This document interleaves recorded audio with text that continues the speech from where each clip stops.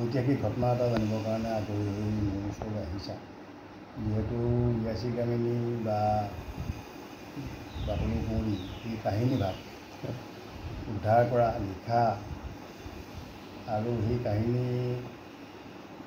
অনুসন্ধান কৰি কম খেদি গৈ 28 বছৰ অন্তত তেওঁৰ মৰিদামটো যেতিয়া উদ্ধাৰ কৰিলোঁ, এই গোটেই সমস্ত কাহিনী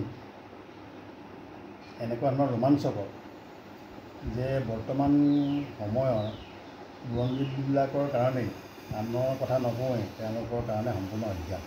যিহেতু এই কাহিনীটো এইগৰাকী দফলা গাভৰু আহোম ৰজাৰ কুঁৱৰী, আমাৰ অসমৰ কুঁৱৰী বাটলু কুঁৱৰী ইয়াচি কামিনীৰ কথাটো ক'তো বুৰঞ্জী তেনেধৰণে মই যেনেধৰণে প্ৰকাশ কৰিছোঁ তেনেধৰণে লিখিত তথ্য নাছিল। এই কুঁৱৰীগৰাকীৰ সত্য কাহিনীটো পাবৰ কাৰণে মোৰ 28 বছৰ লাগিছে। আৰু কাহিনী আদিতে ক'বলৈ হ'লে মই নিজেই আচৰিত যে মই ইয়াৰ কাৰণে অনুসন্ধান কৰিছিলোঁ বেলেগৰ কাৰণে, বেলেগ জানিবৰ কাৰণে, কিন্তু গৈ যেতিয়া গম্ভীৰঘাটত, আমাৰ বিশ্বনাথ জিলাৰ গম্ভীৰঘাটত যেতিয়া গৈ 1983-84 চনত যেতিয়া মই এটা পুৰণি দুৰ্গ এটাৰ কথা লৈ গৈছিলোঁ, তেতিয়া গম পালোঁ বটলা গাঁৱৰ অস্তিত্বৰ কথা। বটলা গাঁৱৰ অস্তিত্বৰ কথা বা তাৰ পৰিচয়, নামটো কিয় পালে ইত্যাদি কথা স্থানীয় মানুহৰ পৰা জানিবলৈ বিচাৰোঁতে ক'লে যে নাই, বটলা গড়টো নামটো পালে বাটলু কুঁৱৰী থকাৰ কাৰণে। তেতিয়া ৰাইজক সুধিলে যে বাটলু কুঁৱৰীনো কোন আছিল বোলে, আমি ক'ব নোৱাৰিম ছাৰ, আমাৰ আহোম ৰজাৰ কুঁৱৰী এগৰাকী ইয়াত আহিছিল এই গড়টোৰ ভিতৰত। আমি ৰাইজে বাটলু কুঁৱৰী ৰখাৰ কাৰণে এই গড়টো স্থানীয় মানুহে বহু দিনৰ পৰাই বটলা গড় বুলি কয়, আমি বটলা গড় বুলিয়েই জানো। কিন্তু এই গড়টো হ'ল এতিয়া যে নাই, 84-85 চনত মই এতিয়া পিছত যাওঁ, তেতিয়া ক'লে নাই, এইটো যোৱা বছৰ মই যোৱাৰ কিছু দিনৰ আগতেহে মাত্ৰ এই গড়টো ব্ৰহ্মপুত্ৰৰ প্ৰবল গৰাখহনীয়াত পৰি মৃত্যু হৈ আছে, সজীৱ হৈ আছে। তাৰ ভিতৰত এটা পুখুৰী আছিল, তাৰ গড়টো বহুত ওখ আছিল, চালে মানুহৰ টুপি খহি পৰিছিল, ওপৰলৈ চালে ইমান ওখ আছিল। আৰু কুঁৱৰী তাতে ধুনীয়াকৈ ঘৰ দুৱাৰ দি ৰাখিছিল, লগোৱা লগি দি স্বৰ্গদেউসকলে। আৰু তেওঁ ইয়াতেই আমাৰ ইয়াৰ 7খন গাঁৱৰ ডেকা গাভৰুবিলাকক লগ লগাই বিহু পাতিছিল তেতিয়া। কিন্তু কাৰ কুঁৱৰী আছিল, কোন ৰজাই বিয়া কৰিছিল সেই কথাটো কিন্তু নাজানে, ক'ৰ পৰা আনিছিল সেই কথাবোৰ ৰাইজে নাজানে। এই কথাখিনি মাত্ৰ মই কোৱা কথাখিনি আগতীয়াকৈ মোক কৈছিল।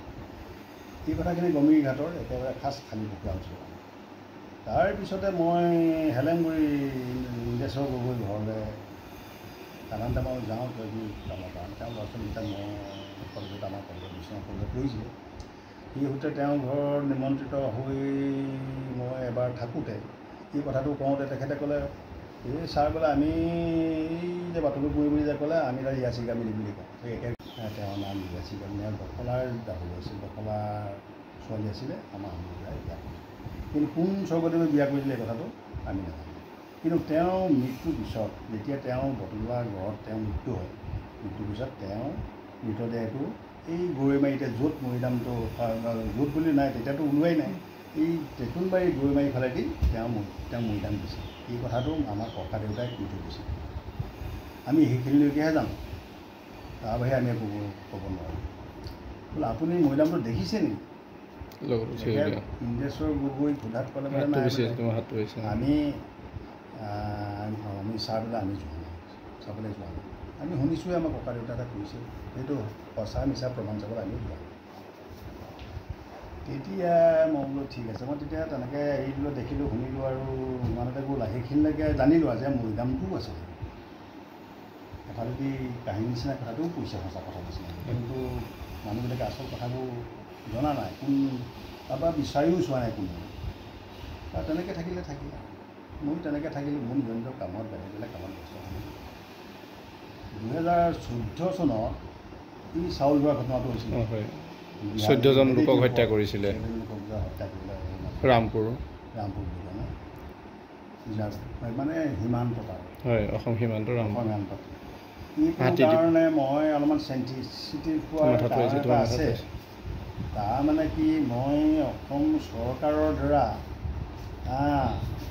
গঠিত অসম অৰুণাচল অসম নাগালেণ্ডৰ ইণ্টাৰ ষ্টেট বৰ্ডাৰ মেটাৰ্ছৰ এক্সপাৰ্ট কমিটিৰ মেম্বাৰ আছিলোঁ আৰু সেই সূত্ৰে মই border report additional historical boundary লিখা এজেণ্ডাছৰ ক্ষেত্ৰত মই বহুখিনি কথা জানো গতিকে মই দেখিলোঁ যে এইটো এটা সীমান্ত বিবাদ মাটি লৈ কাজিয়া হৈছে গতিকে আৰু মই ইতিমধ্যে এতিয়া আমাৰ স্বৰ্গদেৱসকলে যে এনেকুৱা দফলা ছোৱালী যে বিয়া কৰিছিলে আমাৰ তেতিয়া দিনতেই যে আহোম যুগতে যে এনেকুৱা ধৰণৰ নীতি এটা মানে বন্ধুত্বমূলক ভাতৃ ভাই সম্পৰ্ক এটা আছিল এই কথাটো মই এতিয়া এই সময়ত হাইলাইট কৰিব লাগে প্ৰচাৰ কৰিব লাগে আমাৰ শান্তি সম্প্ৰীতিৰ কাৰণে দুইখন ৰাজ্যৰ মাজত গতিকে তেনেকুৱা এটা উদ্দেশ্যলৈ মই বহুদিন গাত দি ৰখা ভাৱটো মই পুনৰ মানে জাগ্ৰত কৰিলোঁ নাই এই সময়তে মই সেই কথাবিলাক অতীতৰ কথাবিলাক এতিয়া উদ্ধাৰ কৰাটো ভাল হ'ব গতিকে মই বাকীখিনি কথাক মই উদ্ধাৰ কৰিবৰ কাৰণে মনস্থ কৰি লৈ মই অনুসন্ধান কৰিলোঁ আৰু গৈ সেইমতে পালোঁগৈ মৰিদাম দেখা মানুহ মহিলা এগৰাকীকো লগ পালোঁ এই আটামতলা এগৰাকী মানুহ আৰু তেওঁৰ হাজবেণ্ডৰ হতুৱাই তেওঁৰ পৰা তথ্যখিনি লৈ কোন জেগাত আছে কেনেকুৱা জেগাত আছে এই কথাটো লৈ গৈ গৰৈমাৰীত সেই মৰিদামটো উদ্ধাৰ কৰিলোঁ 2014 চনৰ এইটো এপ্ৰিলৰ 15 তাৰিখ দেই এপ্ৰিল নে মাৰ্চৰ 15 তাৰিখ উদ্ধাৰ কৰাৰ পিছত 30 এপ্ৰিল 2014 চনৰ তাৰিখত আমাৰ অসম কাকতত মই বাটলু কুঁৱৰী ইয়াচি গামিনীৰ পম খেদি বুলি এটা বৰ দীঘলীয়া প্ৰবন্ধ এটা লিখিলোঁ যিটো প্ৰবন্ধত মই গোটেই সমগ্ৰ কাহিনীটো আদিৰ পৰা অন্তলৈকে আৰু অৰুণাচলতো মই কৰা অনুসন্ধান আৰু গোটেইখিনি কেনেকৈ প্ৰত্যয়জনক কথাখিনি চাৰিদুৱাৰ বৰুৱাই কেনেকৈ তালৈ স্বৰ্গদেৱৰ কাৰণে প্ৰস্তুতি নিবনা বিচাৰি যাওঁতে গৈ আছে মানে লগ পালে পাহাৰত ৰাংবস্তি তাৰপৰা কেনেকৈ তাৰ চাৰিদুৱাৰৰ লৈ এনেকৈ একেবাৰে বাদ্যযন্ত্ৰৰ সৈতে অতি উৎসাহেৰে মানে স্বৰ্গদেৱলৈ বিয়াৰ উদ্দেশ্যত মানে আগবাঢ়ি আহিছে কিবা মানে স্বৰ্গদেৱৰ কাৰণে আগবঢ়াই লৈ আনিছে চাৰিদুৱাৰ বৰুৱাৰ সৈতে এই কথাখিনি তাৰ অৰুণাচলৰ এজন মানুহৰ পৰাই আনি শুনিছোঁ গতিকে কাহিনীটো আৰু বুৰঞ্জী কথাটো একেবাৰে তালমিল আছে আৰু তাৰপিছত মৈদামটো যেতিয়া উদ্ধাৰ কৰিলোঁ সেই তাৰিখত মই একেবাৰে নিশ্চিত হ'লোঁ যে এই কাহিনীটো এটা ভূমিৰ ক্ষেত্ৰত প্ৰচলিত যিটো জনশ্ৰুতি সেইটো এটা সঁচা সত্য ঘটনাৰ ওপৰত আধাৰিত এটা প্ৰতিপন্ন হ'ল আৰু সেই কথাটোতে মই মোৰ লেখাটো সমাপ্ত কৰিছোঁ কম খেদি কৰি তাৰমানে মৈদামটো উদ্ধাৰ কৰাৰ লগে লগে এইটো এটা কিম্বদন্তীভাৱে চলি থকা এটা সাধুকথা এটা জনশ্ৰুতি এটা যে ঐতিহাসিক ঘটনাত পৰিণত কৰিব পাৰিলোঁ এইটো এটা মই গোটেই 28 বছৰৰ যিটো গৱেষণা সেইটো এটা সফল সমাপ্তি ঘটিল বুলি মই অসম বুৰঞ্জী এইখন এই অসম বুৰঞ্জীত যে মই 6টা শব্দ এটা বাক্যৰ 6টা শব্দৰ ওপৰত অনুসন্ধান কৰিলোঁ এইটো হ'ল মেইন বেচিছ লেখক বাগ্মীৰ ঝি কৰি নমাই আনিলোঁ কোনে স্বৰ্গদেৱ বুদ্ধসিংহৰ দিনৰ কাহিনী তেওঁ ৰাজত্ব কালৰ সম্পৰ্কে লিখাৰ ভিতৰত তেওঁ শলালৈ অহা পিছত হ'লে আহিছে আহি তেওঁ দখলাৰ এজনী ছোৱালী তাৰমানে ইয়ানো মানে বাগ্মীৰ ঝি কৰি তাৰমানে পশ্চিমাল দখলা তাৰমানে ইয়ানো দখলাৰ এগৰাকী গামৰ জীয়েকক তেওঁ বিয়া কৰিছে নমাই আনিছে মানে কুঁৱৰী পাতিছে এতিয়া কুঁৱৰী পতাৰ পিছৰখিনি আমি বনাই ল'ব পাৰোঁ কল্পনাই কৰিব পাৰোঁ কাৰণ তেওঁ আনি লৈ আৰু ইয়াতো ৰখা নাই ইয়াতো ৰাজকাহিনী নাই গতিকে ৰংপুৰলৈ নিছে ৰংপুৰত চাইছে আৰু আন গাভৰুবিলাকৰ কুঁৱৰীবিলাকৰ লগতো তেওঁতো আৰু দখলা ছোৱালী যদিও গোটেইখিনি মিলি জুলি তাততো মিলি পাতি হেৰি হৈ আছে মিলা প্ৰীতিৰে তেওঁতো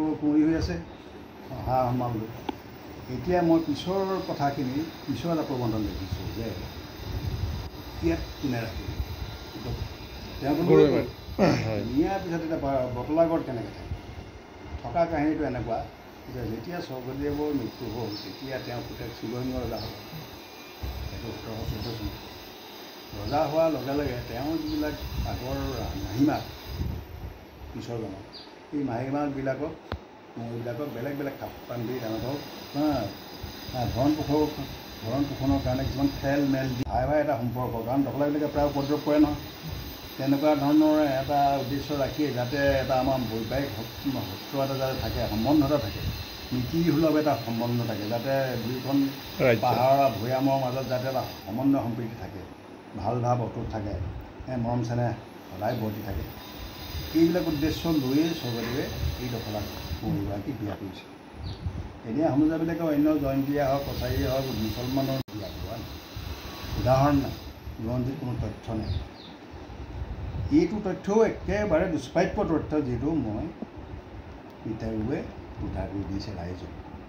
এই কথাটো গভীৰভাৱে অধ্যয়ন এতিয়ালৈকে হোৱা নাই, কিন্তু উপন্যাস লিখিছে তেওঁলোকে এই কথাৰ উপন্যাসৰ যোগেদি প্ৰচাৰ কৰিছে।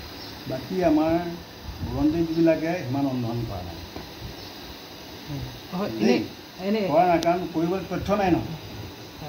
আৰু সেইবোৰ তথ্য এতিয়াও নাইকিয়া হ'ল, কাৰণ তেওঁলোকে ইয়াৰ পৰা চাব মই যিটো তথ্য উদ্ঘাটন কৰি দিছোঁ মই নিজে কৰা সেইটো ইমান পাবলৈও আজিকালি চব বুৰঞ্জী বিচৰাই বা ইমান কষ্ট কৰা মানুহ, শ্ৰম কৰা মানুহ আছে বেয়া।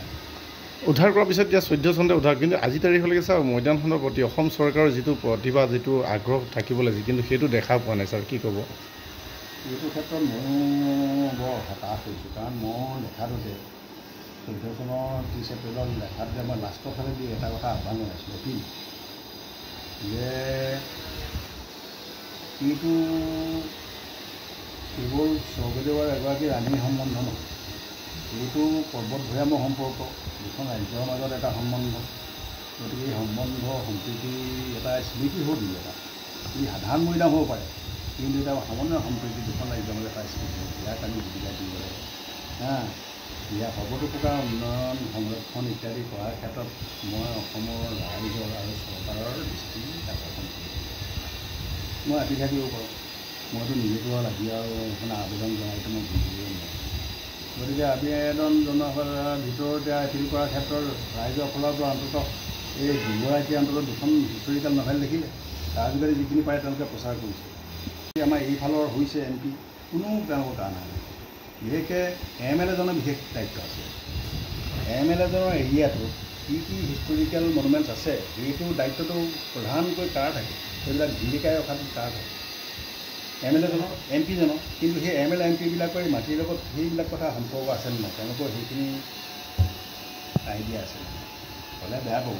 তেওঁলোকৰ সেই বিষয়ত কোনো ধ্যান ধাৰণাই নাই, কেনেকৈ কেৱল আৰু টকা পইচা ক'ত থাকিব পাৰি, কেনেকৈ ক্ষমতাত থাকিব পাৰি, সেইটো ভোট বেংকৰ লাগিব। এইবিলাকৰ যে অন্য ৰাইজক সহায় কৰিছে, সেৱা কৰিছে, নামঘৰ মন্দিৰ অন্যান্য ৰাষ্ট্ৰপতি বনাইছে, সেইটো ভাল কথা। কিন্তু আমাৰ যে প্ৰাচীন কীৰ্তিচিহ্নবিলাক যে আমি ধ্বংস হৈ গৈছে, সংৰক্ষণ কৰিব লাগে, কিমান নিচিন্ন হৈ গৈছে, কিমান পুখুৰী মানে হেৰি হৈ গৈছে। এতিয়া হেৰিটোত বতৰা গড়টো আজি যদি তেতিয়াই যদি 80 চনমানতে বা 83 চনত যদি সেইটো সংৰক্ষণৰ দিহা এটা কৰিলেহেঁতেন, তেতিয়াহ'লে আমি বতৰা গড়টো এতিয়াও পালোহেঁতেন। ঐতিহাসিক এমনি ক'ত আছিলে, আমি এতিয়াও তাত তেওঁ প্ৰতিমূৰ্তিৰ সৈতে তাত সেইটো বনাব পাৰিলোহেঁতেন। কিন্তু সেইটো কাৰ অৱহেলাৰ কাৰণে হ'লে চৰকাৰ। সেইকাৰণে চৰকাৰ সেই বিভাগটো তেওঁলোকে আমাৰ চৰকাৰখনেই বহু ক্ষেত্ৰত দুৰ্বল, বিশেষকৈ পুৰাতত্ব বিভাগটো আৰু বেছি দুৰ্বল। তাত থকা মানে যিসকল মানে মুৰব্বী, এই মুৰব্বীবিলাকতো দুৰ্বলেই, আৰু লগতে সেই বিভাগটোৱে আৰু চৰকাৰৰো দৃষ্টিভংগী এই বিভাগটোৰ প্ৰতি একেবাৰে মানে কি বুলি কওঁ, মানে মাহিয়াই চকুৱা চোৱাৰ নিচিনা, মানে কোনো আগ্ৰহী নহয়, অনাগ্ৰহী, বুজিছেনে? মানে অনাগ্ৰহী বিষয়ে তাত চৰকাৰে মানে কোনো টকা পইচা খৰচ বা ধ্যান ধাৰণা দিবলৈ মন নকৰে। মন নকৰাৰ কাৰণে আমাৰ কীৰ্তিচিহ্নবিলাক এফালৰ পৰা শেষ হৈ গৈছে।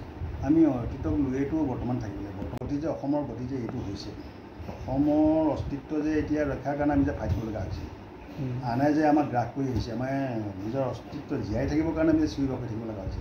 নিজৰ ঠাইত লোকে আনৰ পৰা আহি আমাক হেৰি কৰিছে, আমি লোকৰ তালৈতো যাবই ঐতিহাসিক কীৰ্তিচিহ্ন, আমি সেইকেইটাকেতো ৰক্ষা কৰা দেখা নাই। এতিয়া এই গড়বিলাক আমাৰ বিচনাত কিমান গড় আছে, চব কাটি কুটি শেষ কৰি দিছে, ৰাখিছে নেকি? লাচিত বৰফুকনৰ মিছাত থকা গড়টো শেষ কৰি দিছে, কিবা হেৰি আছে নে? ৰাস্তা নেশ্যনেল হাইৱে কিনাৰতে আছে। মই এতিয়া কওঁ মিলিটাৰী ডাঙৰ আৰ্মি কেণ্টনমেণ্টটো সিফালে আছে, কিন্তু এইফালে যে লাচিত বৰফুকনৰ বিখ্যাত মিছাৰ দুৰ্গটো তাত যে সেইখিনিতে আছে, সেইফালে যে কিছুমান সন্দেহযুক্ত নাগৰিকে যে একদম বেদখল কৰি থৈ দিছে, সেইটো মুক্ত কৰিছেনে নাই? লাচিত বৰফুকনৰ এটা দুৰ্গ, তেওঁ নিজে বনোৱা মিছাৰ কোট, এইখিনি নামনি ওচৰত।